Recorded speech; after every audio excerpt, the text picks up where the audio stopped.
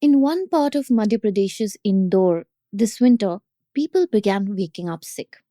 It started with one house, then another, and it didn't stop. The symptoms were familiar: vomiting, diarrhea, weakness. Local hospitals filled up quickly, and doctors asked the usual questions: what did you eat? What did you drink? Eventually, officials realized that this was something bigger and began testing the water. Over the next few weeks, the number of deaths linked to contaminated drinking water in the city kept rising. As of yesterday, after another death was reported, the toll stood at 25. This is not happening in isolation. In Begamganj, another town in Madhya Pradesh, animal remains were found in rivers that supply drinking water. And all of this is not limited to smaller towns. In Bangalore, residents in at least two neighborhoods complained this month that sewage was entering their taps.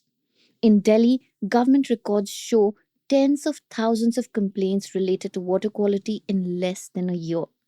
And let's not forget the water shortage across cities during summers, especially in Bangalore. Taken together, these episodes are a part of a wider pattern of chronic stress on the country's water systems.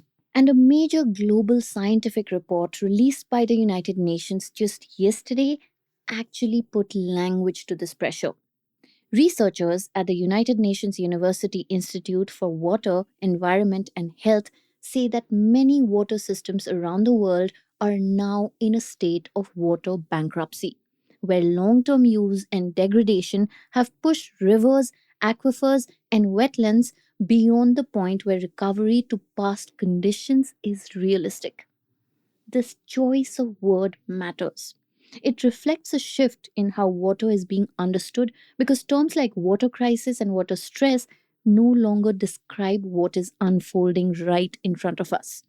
When you look at the report's global map, almost all of India and large parts of Asia as well appear in deep red, indicating highest levels of risk. Yet, this is also the moment that India is investing heavily in infrastructure that simply assumes a steady, uninterrupted supply of fresh water. And data centers are a significant part of that push.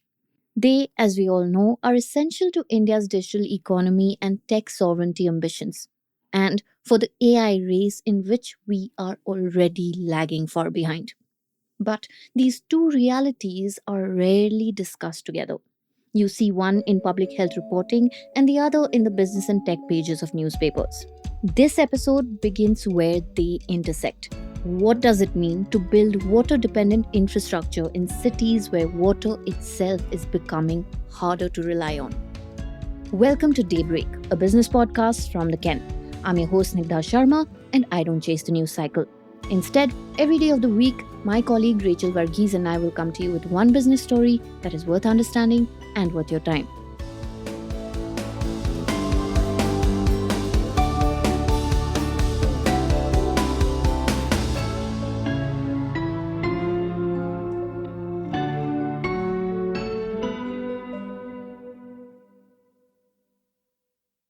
To understand what is happening with drinking water across Indian cities, it helps to start upstream before the water even reaches a tap.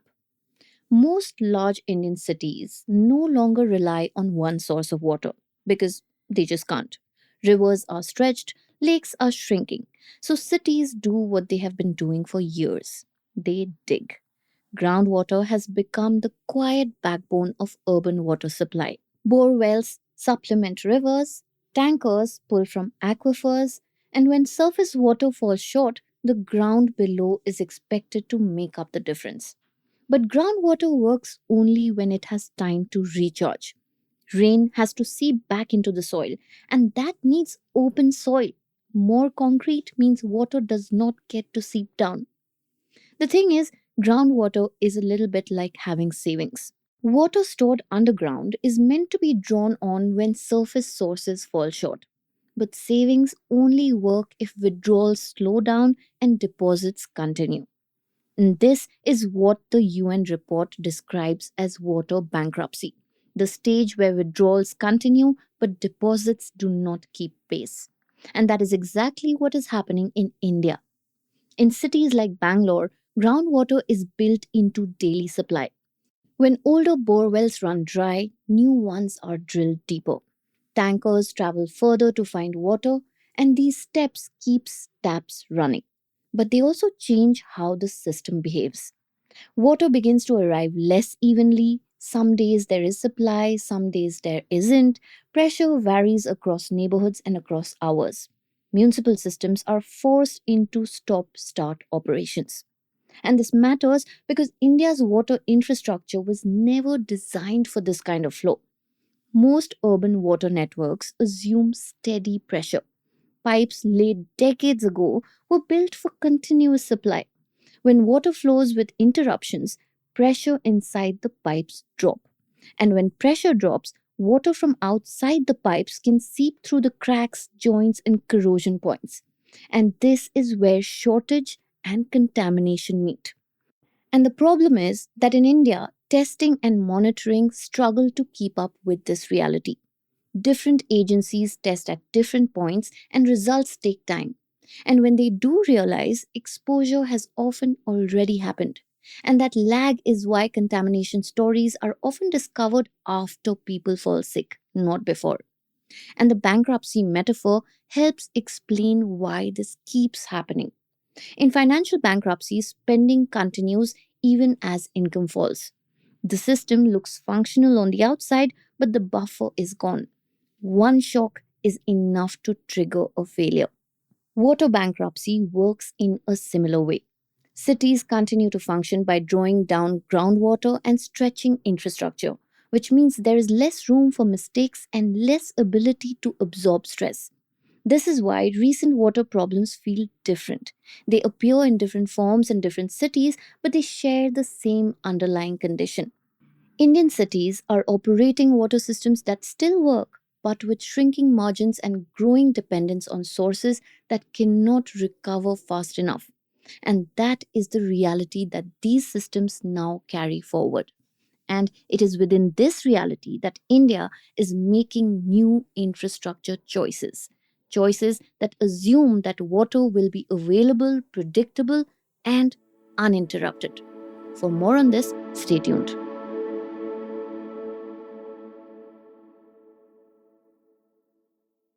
Now that we've seen how India's water systems are stretched, let's look at a class of infrastructure that is being built as if water was reliably available every day uninterrupted. In India, right now, there is a huge surge of investment in data centers. Big companies like Google and OpenAI are adding gigawatts of capacity to support cloud services, digital growth, and AI. The overall data center market in India is projected to exceed $100 billion by just next year. These projects are mostly concentrated around cities like Mumbai, Hyderabad, Chennai, and Bangalore, the same urban centers that are already reporting water stress and intermittent supply. Data centers are buildings full of servers.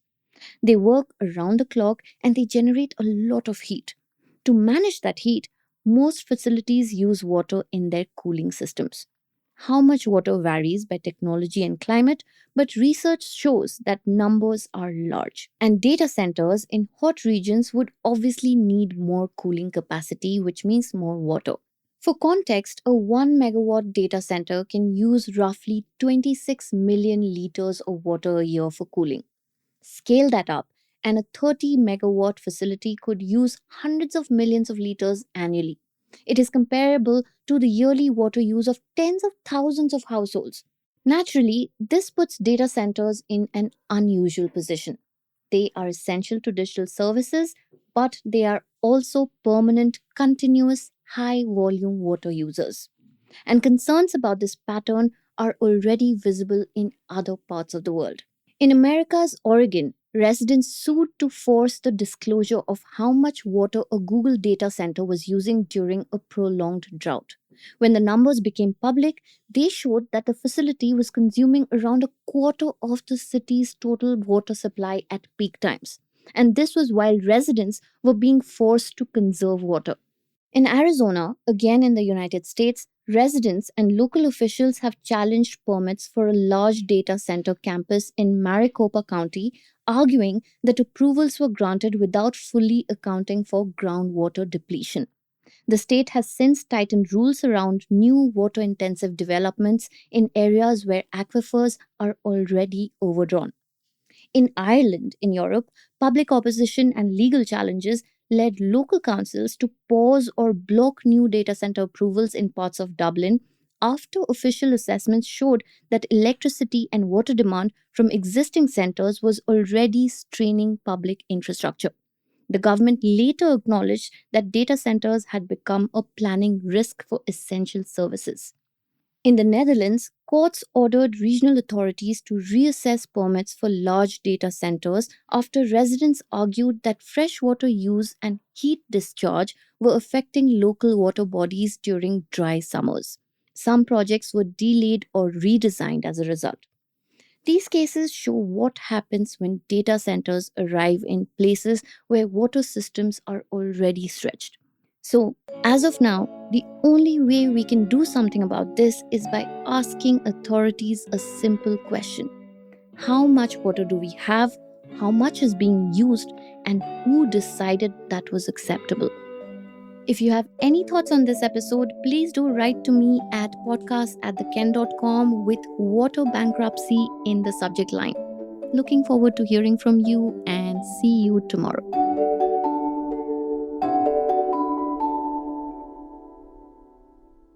Daybreak is produced from the newsroom of The Ken, India's first subscriber-focused business news platform. What you're listening to is just a small sample of our subscriber-only offerings, and a full subscription offers daily, long-form feature stories, newsletters, and a whole bunch of premium podcasts.